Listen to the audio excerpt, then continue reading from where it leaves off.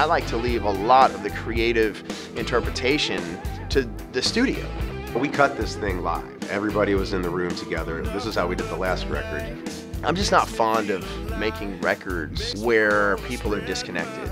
When you're all in a room together and you're playing this and you're kind of feeling your way through it, there's an opportunity there for something new to come in.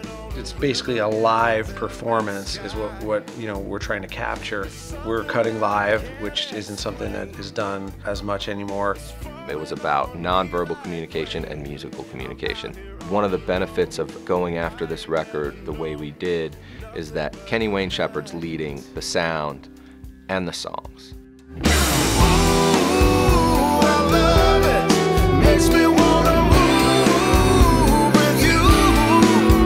Watching Kenny play a solo, and you know the solo's going longer because you can just see that he's so deep into it.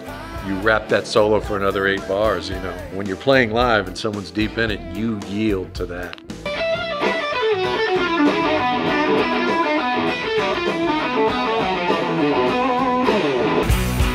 Everything goes through the tape machine. Very old-fashioned in that way. Restless angel with a rambling mind, set on finding the next exit sign. Playing music and being in a band is about communicating and listening while you're doing it. We like to do a lot of spontaneous things. We'll start on something and it could be, an hour, 2 hours later, and where we started and where we ended up are 2 different places. It's how music's supposed to be made. I started writing for this album almost 2 years ago. I wanted to focus on telling some great stories. I've had a similar approach my whole life. I mean, I generally try to write songs about life's experience. Between the Kenny Wayne Shepherd Band and my other band, The Rides, I'm on the road a lot. Any opportunity that I got, I was making pretty regular trips to write songs for this record.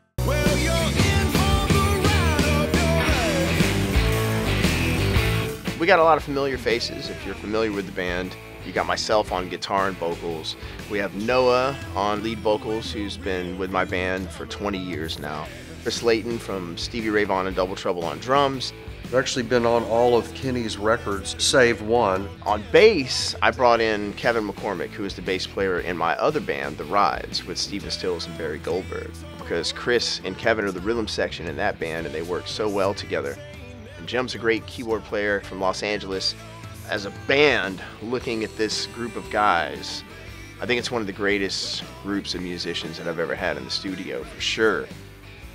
Kenny Wayne doesn't say to me, do this like this. He's brought us out here to do what we do. It would just be another great groove that we could just jam out on.